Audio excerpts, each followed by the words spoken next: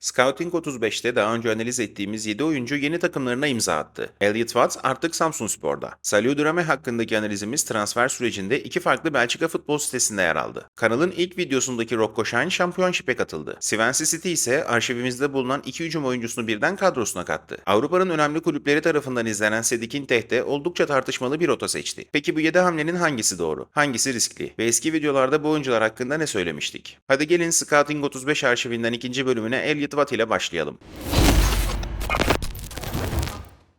Elliot Watt videosunda sorduğumuz soru çok netti. Samsunspor gerçekten takımın beynini mi buldu? Çünkü Watt savunmanın önünde bekleyip topu yana oynayan düz bir 6 numara değil. Kendi yarı sahasından savunma arkasındaki koşuyu görebiliyor. Rakip orta saha hattının arasından dikine pas çıkarabiliyor. Ceza sahası çevresinde boş bırakıldığında ise uzaktan şut tehdidi taşıyor. İlk videoda onu klasik bir kesiciden çok oyunun yönünü ve hızını belirleyen derin oyun kurucu olarak anlatmıştık. Samsunspor Watt ile 4 yıllık sözleşme imzaladı. Motherwell bonservis bedelini açıklamadı. Ancak Transfermarkt bu transferi 1,5 milyon euro olarak listeliyor. Motherwell oyuncuyu bir yıl önce bedelsiz almıştı. Bir sezon içinde hem sahada önemli katkı aldı hem de satış geliri elde etti. Fakat bu transferin başarısını yalnızca Watt'ın kalitesi belirlemeyecek. Samsunspor'da Ençam ve Drongelen ayrıldı. Hossa için ise ayrılık süreci konuşuluyor. Marius'a teklifler var ve kulübün yüksek bir bonservis beklentisi bulunuyor. Yani Watt uzun süredir birlikte oynayan oturmuş bir yapının içine değil, yeni omurgası kurulabilecek bir takımın merkezine geliyor. Böyle dönemler çok olumlu da sonuçlanabilir. Uyum sorunu nedeniyle işleri zorlaştırabilir de. Watt'ın önünde savunma arkasına düzenli koşu atan kanatlara ve forvetlere ihtiyacı var. Onun uzun paslarını değerli yapan şey, topu sürekli ayağına isteyen sabit oyunculardan çok doğru anda derinliğe hareketlenen takım arkadaşları. Yanında ise savunma yükünü paylaşacak daha kesici bir orta saha bulunmalı.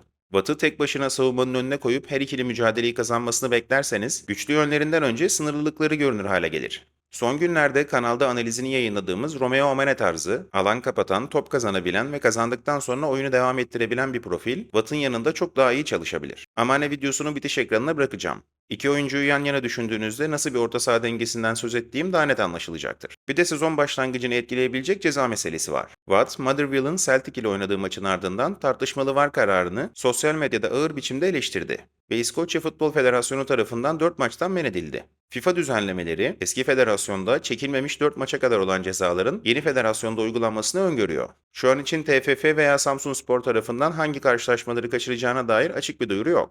Ancak karar değişmezse Türkiye'deki ilk 4 yerel resmi maçı kaçırabilir. Samsunspor'un neden onu istediği çok açık. Doğru koşulları besleyebilir. Oyunun yönünü değiştirebilir ve ceza sahası çevresinden skor tehdidi yaratabilir. Fakat takımın yeniden kuruluyor olması, çevresindeki oyuncular ve olası ceza nedeniyle başlangıcı düşündüğümüzden daha karmaşık olabilir. Doğru ortaklarla takımın beyni olur. Yanlış düzende ise savunmada taşıyamayacağı bir yükün altında kalabilir. İkinci isim Salou Dramé. Eski videoda onu tamamlanmış bir kanat olarak değil, kararlarında hala dalgalanma yaşayan fakat savunmalar için sürekli rahatsızlık üreten bir hücum oyuncusu olarak anlatmıştık. Dramé açık alanda koşularını tekrar edebiliyor. Çizgi ile iç koridor arasında hareket ediyor ve pası verdikten sonra yeniden boşluğa gidiyor. Birebirlerde gösterişli hareketlerden çok yön değişimi ve patlayıcılığını kullanıyor. Yerleşik savunmaya karşı karar kalitesi, bitiricilik sürekliliği ve savunma disiplini ise gelişmesi gereken taraflarıydı. Standart Liège oyuncuyla 3 yıllık sözleşme imzaladı. Sportif direktör, Dramé'in bu pozisyon için A planları olduğunu söyledi. Hızını, tekrarlanan koşularını, birebir yeteneğini, hem bitiren hem hazırlayan oyuncu olmasını ve iki kanatta da görev yapabilmesini öne çıkardı. Bu tarif eski videodaki ana profilimizle oldukça iyi örtüşüyor. O videoda transferin en fazla 2 milyon euro seviyesinde tamamlanabileceğini düşünmüştüm. Transfermarkt bedeli 2,2 milyon euro olarak listeliyor. Büyük bir fark değil ama oyuncunun piyasasının tahminimden biraz daha hızlı yükseldiğini gösteriyor. Bu transferin benim için ayrıca özel bir tarafı var. Belçika'dan iki spor sitesi Drame haberlerinde Scouting 35 analizine yer verdi. Küçük bir kanal için hazırladığımız oyuncu videosunun transfer olduğu ülkede kaynak olarak görülmesi gerçekten güzel bir karşılıktı. Drame için standart Liège doğru bir seviye artışı gibi görünüyor. Kariyerindeki sonraki adımı açık alanda ne yaptığı belirlemeyecek. Alan daraldığında kararlarını ne kadar istikrarlı hale getirebildiği belirleyecek. Rocco Shine bu listedeki diğer isimlerden farklı. Çünkü Scouting 35'i açtıktan sonra yayınladığım ilk video onun analiziydi. O dönemde YouTube'da Rocco Shine adına hazırlanmış bir highlights veya skills videosuna bile rastlayamamıştım ve buna çok şaşırmıştım. Bugün aynı videoyu hazırlasam anlatımı ve görsel düzeni çok daha farklı kurardım. Yine de o video Scouting 35'in başladığı yer olduğu için benim açımdan özel. Eski analizde Shine'ın en güçlü tarafını tekniği ve pas kalitesi olarak görmüştük.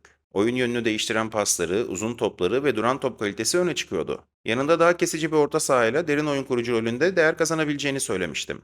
Savunma ve ikili mücadele tarafı ise gelişmesi gereken alanlardı. Aslında Samsunspor'a transfer olan Watt ile benzerlikleri var. Şahin, Fredrikstad'dan Portsmouth'a transfer oldu ve 2029'a kadar sözleşme imzaladı. Transfermarkt bedeli 2,5 milyon euro olarak gösteriyor. Fredrikstad onu Dordrecht'ten 800 bin euroya almıştı. Yaklaşık 1,5 yıl içinde oyuncuyu geliştirip ciddi bir karla Championship'e gönderdiler. Eski videonun sonunda yaz döneminde talipleri olabileceğini söylemiştim. Bu ihtimal gerçekleşti. Şimdi asıl sınav Championship'in temposu. Toplu olan kalitesi ona kapıyı açacaktır. Bu seviyede kalıcı olup olmayacağını ise savunma disiplini ve daha kısa karar süresine nasıl uyum sağladığı belirleyecek. Elijah Just bölümü Watt'a yeniden bağlanıyor. Watt'ın Motherwell'da savunma arkasına gönderdiği pasları değerli hale getiren oyunculardan biri Just'tı. Aynı hücumun iki önemli parçası şimdi farklı ülkelere ayrıldı. Eski videoda Just'ı yalnızca hızlı bir geçiş kanadı olarak görmemiştik. Onu farklı yapan savunmanın görüş alanından çıkması ve koşusunu son ana kadar saklamasıydı. Çizgi, iç koridor ve ceza sahası arasında rol değiştirebiliyor, pası verdikten sonra yeniden oyuna giriyordu.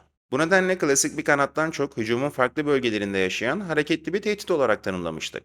Videoyu hazırladığımızda Dünya Kupası henüz başlamamıştı. Just turnuvada Yeni Zelanda adına 3 gol attı. Ardından Motherwell tarihinin rekor satışıyla Swansea City'ye gitti. 3 yıllık sözleşmesinde 1 yıllık opsiyon bulunuyor. Transfermarkt bedeli 5,9 milyon euro olarak listeliyor. Eski videoda en fazla 2,5 milyon euro seviyesinde bir transfer beklediğimi söylemiştim. Bu tahminim açık biçimde düşük kaldı. Dünya Kupası performansı oyuncunun değerini birkaç hafta içinde başka bir seviyeye taşıdı. Swansea'nin çok yönlülüğü öne çıkarması da eski analizimizle örtüşüyor. Just için doğru soru hangi kanatta oynayacağı değil. Swansea ona farklı bölgelere girme özgürlüğü verecek mi?